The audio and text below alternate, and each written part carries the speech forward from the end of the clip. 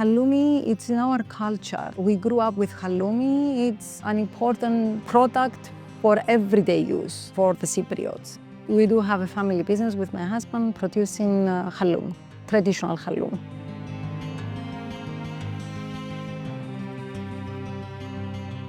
We have around 10 farms around the area, which they deliver fresh milk every day. We require that every day they deliver this milk to us because before we use it to produce the halloumi, we need to check for antibiotics, the pH, fat, and just to make sure that the quality of the milk is the best in order to have the best results.